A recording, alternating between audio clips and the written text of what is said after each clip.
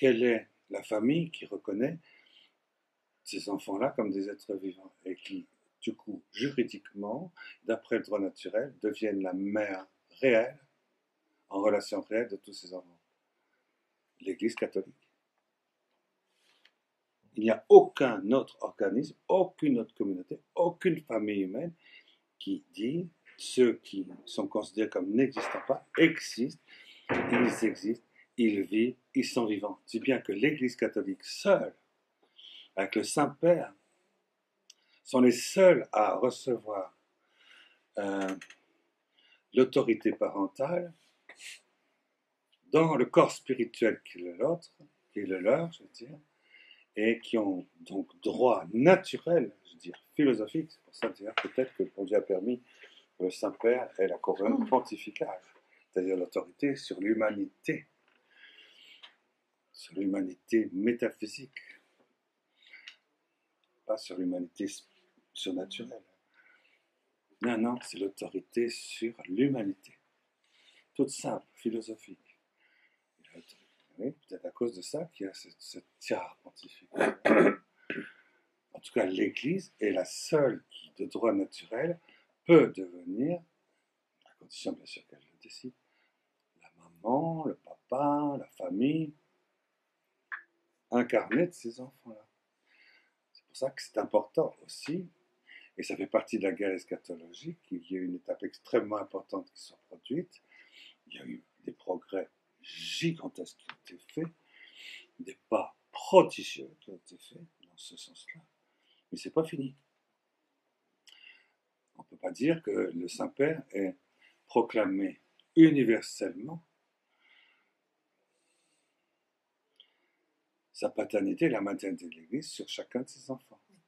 Non, mais il ne le fait pas pourquoi. Mais le jour où il le fera, d'un seul coup, tous ces 200 milliards, d'un seul coup, deviendront les enfants de l'Église. D'un seul coup. Du jour au lendemain. Et à ce moment-là, le Saint-Père pourra très bien dire, eh bien écoutez, voilà, je ne sais pas moi, chaque premier vendredi du mois, ou chaque 28 décembre de chaque année, tous ces enfants, nous leur donnons tous un prénom universellement sur toute la surface de la terre, qui sont incorporés comme membres vivants, Jésus vivant, dans l'Église militante de Dieu vivant. Et voilà. Et ça, ce jour-là, tu vois, ce jour-là, c'est, tu désarmes à peu près à 95% toutes les armes lucifériennes contre le cri silencieux qui désarme l'humanité tout entière aujourd'hui. Donc là, il fait un pas pour qu'on y arrive. En fait, en disant, ah ben, on n'arrête pas de faire des pas. Je peux vous dire, il ne se passe pas 3 ans sans que le pape, je dis bien le pape. Je parle du pape. Le pape ne fasse des pas. Mais pour l'instant, donc, oui. Donc c'est une étape très importante dans la guerre eschatologique. Et c'est pour ça qu'on a fait, Minou m'a interrogé 5 fois de suite pendant 3 quarts d'heure. On a expliqué toutes les étapes que le pape a faites depuis 1917 allant dans cette direction-là. Hein? Donc croyez bien que c'est des étapes qui étaient impensables qu'on puisse faire dans les 19 siècles qui ont précédé. C'est impensable, mais impensable. Donc on a couru, mais alors un galop pas possible. Bon, alors vous comprenez bien sûr, hein, donc que du coup on met des bâtons dans les roues de la bicyclette de la papauté. Oui, c'est sûr. Pour que ça aille un peu moins vite, mais ça va encore plus vite. Pourquoi est-ce que le Saint-Père ne peut pas faire ça aujourd'hui? Ça, ouais, c'est la question que j'essaye de vous la poser depuis 5 minutes. Ah, voilà, Oh, c'est ça, vous l'avez. Non, dites-moi C'est ce que j'essaie de vous demander. Ah, pourquoi le Saint-Père ne le fait pas alors? Voilà, qu'est-ce qui empêche? Qu'est-ce qui empêche alors comme ça? Tout de même. Hein? Bien ça, votre question aussi, hein, finalement. L'Église catholique, elle ne peut pas. Si on te présente un enfant, est-ce que vous pouvez baptiser mon enfant? Ben, bien sûr, vous avez la foi. Ah, ben oui, je voudrais que dans ma foi, il soit baptisé. Ah, ben très bien. Mais si la personne ne vous présente pas l'enfant, l'Église ne peut pas baptiser l'enfant. Problème théologique. Alors, l'humanité tout entière. Et pareil, Donc l'Église ne voit pas s'il y a un enfant ou s'il n'y en a pas. C'est cette situation dans laquelle on est aujourd'hui. Parce que l'Église ne dit pas si l'enfant, par exemple, à partir du premier génome, a une âme spirituelle. Est-ce qu'il en a au bout de 10 jours, au bout de l'annihilation, au bout de la seconde, le début de la gestation en elle-même? L'instant exact de la vie immortelle d'une âme spirituelle avec ses trois puissances, avec sa liberté personnelle, inscrite dans le livre de la vie en haut, tandis qu'il décide de traverser dans le fiat éternel sa vie divine embryonnaire, commence quand? Donc si je te présente, moi, des enfants, alors que leur âme n'est pas encore créée, je ne peux pas faire une déclaration.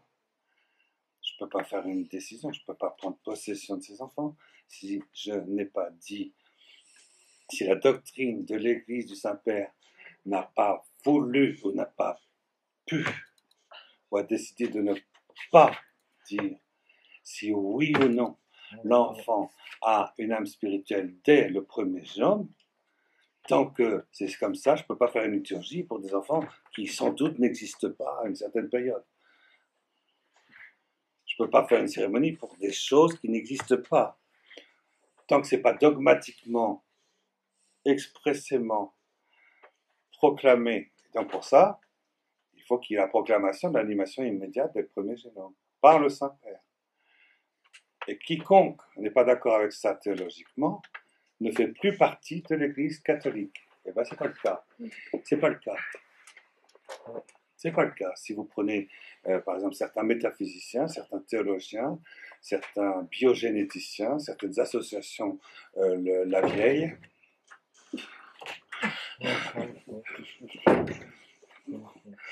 bon, c'est ma manière de mal menée, n'est-ce pas?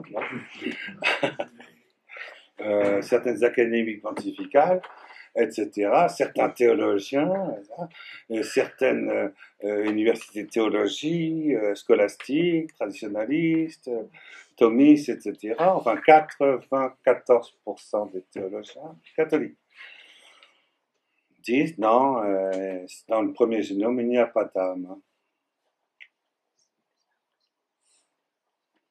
Alors le Saint-Père dit attends, je ne peux pas dire quelque chose qui ne fait pas l'unanimité. Et donc, il ne le dit pas. Il ne le dit pas. Et puis, ceux qui sont les immenses spécialistes en métaphysique sur le principe, sur l'acte, sur l'énergia, sur la substance, sur le réalisme de la personne humaine, apportent, il y en a quelques-uns quand même. Je me rappelle, le pape Jean-Paul II avait demandé à toute une communauté, quand même 700 personnes, métaphysiciens, il a donné comme mission, c'est ça que je voudrais que vous fassiez. Vous êtes constitué comme organe vivant de la communauté catholique elle-même pour apporter, pour apporter votre contribution par un travail démonstratif, renversable de l'existence de l'âme spirituelle à quel moment, enfin, dans l'animation immédiate.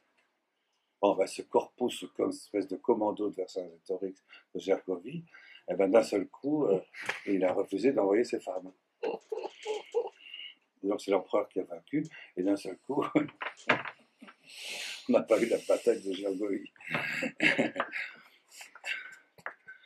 Alors du coup, le Saint-Père a été momifié sur sa chaise.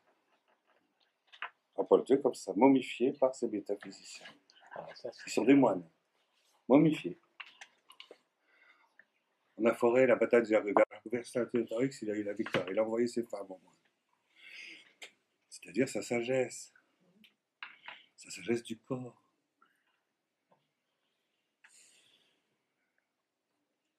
Il faut avoir la ruse. Tu ne mets pas de François, tu glisses très très vite en dehors des routes du salut du monde. Il faut genre ruser, quoi. Voilà. Et le problème, c'est ça a été terrible, parce que d'un seul coup, quand le pape Jean-Paul II a dit, mais attendez, c'est quand le génome apparaît que l'âme spirituelle apparaît, mais il l'a dit dans un discours à des païens, il ne l'a pas dit dans un discours. Donc ça n'a aucune valeur dogmatique, aucune valeur expressive, aucune valeur ça n'appartient même pas au magistère ordinaire universel du Saint-Père. Ça n'appartient absolument pas. C'est dans un cadre extérieur qui fait que, vous savez, il y a différents degrés dans l'autorité du magistère du Saint-Père. Hein, et c'est même pas à l'intérieur des degrés d'autorité du magistère du Saint-Père. C'est en dehors. Et il a dit en tant que philosophe à une communauté de gens qui sont laïcs. Et du coup, ces moines-là, par exemple, mais pareil pour les PC, pareil pour l'association des jeunes, pareil pour les athéistes, pareil pour Opus Dei, pareil. J'en connais pas un seul qui. Ils ont dit bon, bah non, non, non, non, non, non, non, non, non, non, non, non, non, non, nous apportons, nous, la démonstration, à titre philosophique, je ne dis pas théologique, attention, philosophique, hein, que c'est impossible de poser qu'il y a une âme spirituelle dès le génome. Je n'ai pas dit théologique. Il y a des gens qui, théologiquement, sont d'accord que Dieu crée l'âme spirituelle dès le génome, hein, évidemment. Mais ceux qui font de la théologie scientifique ou de la métaphysique, non. Voilà. Et si bien que le résultat, c'est que, en tout cas, le résultat est là, c'est que l'Église, pour l'instant, à cause de ça, n'a pas défini dans sa doctrine l'affirmation expressive de l'animation immédiate. Ça va. Tant qu'elle ne l'a pas fait, elle ne peut évidemment pas proclamer que ses enfants sont les siens.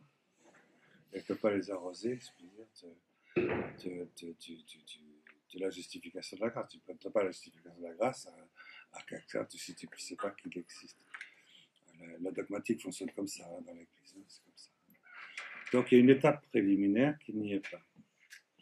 Et c'est pour ça que donc, pourquoi est-ce qu'elle n'y est pas? Parce que cette démonstration métaphysique n'existe pas. Elle n'existe pas. Enfin, officiellement. Elle n'existe pas officiellement. Je peux poser une question, mon père, parce que moi, je ne comprends rien du tout. La question que je me pose, elle est très simple. Est-ce que mon papa, quand mon papa met-il l'âme? Pour moi, mon papa, c'est Dieu. À quel moment il intervient? À quel moment il met l'âme? Est-ce que l'Église, qui est le garant quand même, hein, peut me répondre? Parce que c'est quand même incroyable. Alors, je ne comprends pas qu'on ne puisse pas me répondre exactement. Hein, sans considérer que ça soit le pape, que ça soit les évêques ou les cardinaux, ou tout, mais ils peuvent bien me répondre quand même. Parce que je suis rien du tout, ils ne peuvent pas me répondre. Alors c'est quand même incroyable. Voilà, j'ai plus rien à dire. Si on ne peut pas me répondre, je ne comprends pas cette Église. Je ne comprends pas Dieu. Alors tous ces représentants de Dieu, qu'est-ce qu'ils font?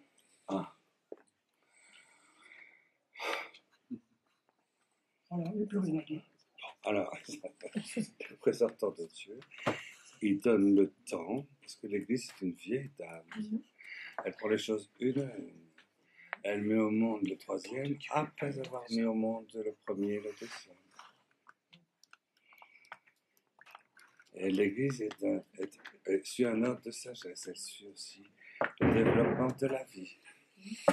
Donc d'abord, elle attend qu'il y ait une démonstration métaphysique solide, inrenversable. Sinon, elle ne peut pas développer une expression dogmatique universelle. Et ça, c'est le premier et le deuxième né.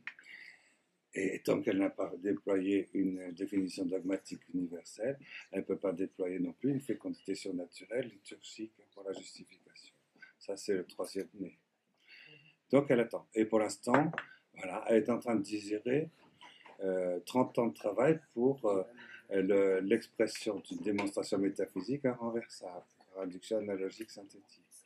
Elle est en train d'essayer de la désirer et de voir si elle est véritablement inrenversable métaphysiquement. Si elle est inrenversable métaphysiquement, l'expression dogmatique vient tout de suite derrière, expressive. Et à ce moment-là, effectivement, seulement, voilà, à ce moment-là, oui, elle peut adopter ses enfants comme étant les siens, automatiquement. Et c'est le désarmement total de la guerre eschatologique finale.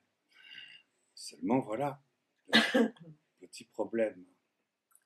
Le petit problème, c'est pas... Le petit problème, c'est que s'il y a cette démonstration philosophique, métaphysique inrenversable, ça veut dire qu'on sait exactement où se trouve et quand se trouve le Saint des Saints de la présence créatrice paternelle de Dieu dans notre univers. Et donc on sait où est le lieu de la victoire du Caribak et de Paris dans la Troisième Guerre mondiale.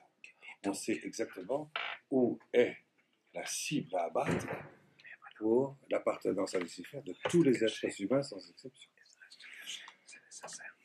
Donc l'Église, dans sa sagesse, attend le dernier moment pour que cette cible, n'est-ce pas, ne soit pas prenable. C'est une manière à moi de penser, mais je ne suis pas le pape, moi, et je ne suis pas docteur de l'Église. Mais j'arrive, parce que j'ai la foi, si vous permettez, à exprimer de toute façon une réponse infaillible. Ou qui est infaillible, au moins en puissance, même si elle n'est pas en acte. Parce que je ne suis pas le pape. Mais une chose est sûre, c'est qu'on est en pleine guerre. Et il faut être extrêmement lucide.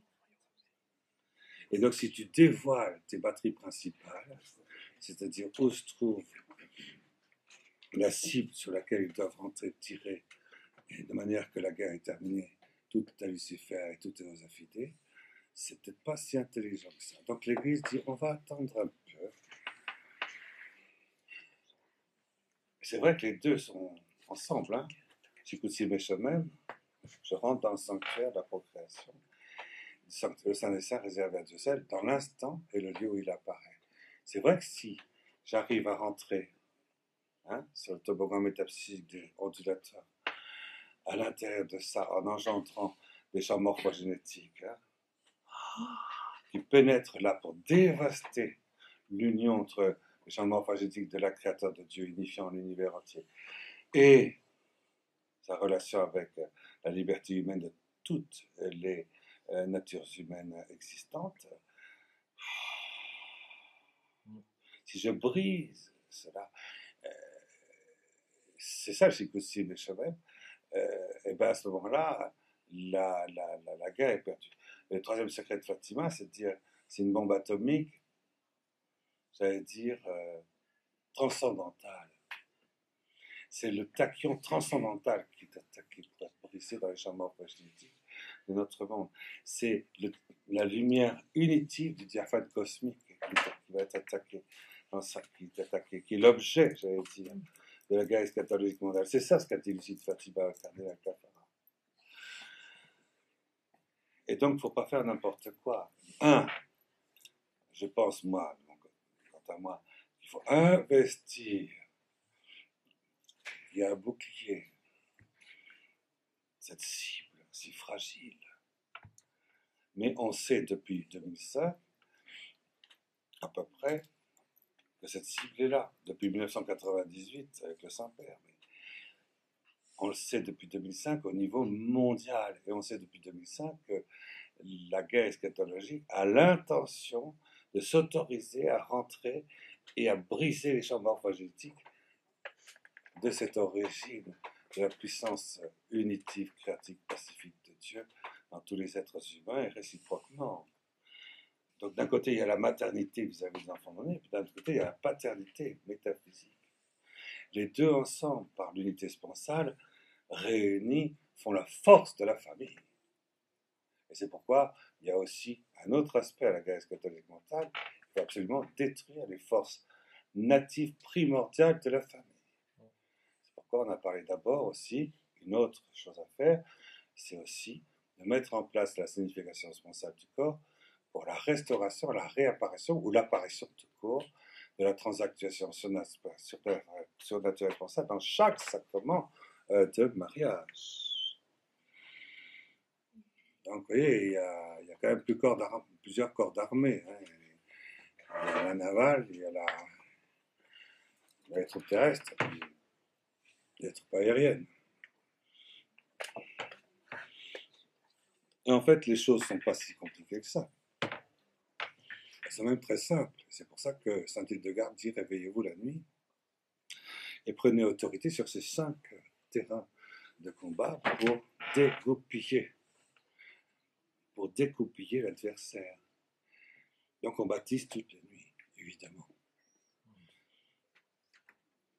On prend possession et on investit le Saint des Saints de la patente délivrante de Dieu, de manière que quand il tire, la porte, laissée sur la porte du nord, peut-être pas plus. Toutes les nuits, il ne faudra jamais lâcher. Et tous les jours, une messe pour demander pardon pour la transgression suprême. Tous les jours, la puissance eucharistique avec les 200 milliards de fois. S'il y a d'autres moyens, au niveau de la toute petitesse de la prise d'autorité comme grand fraternel de l'univers, écrivez-nous, ça nous intéresse. On les cherche depuis 50 ans. Donc écrivez-nous, ça nous intéresse.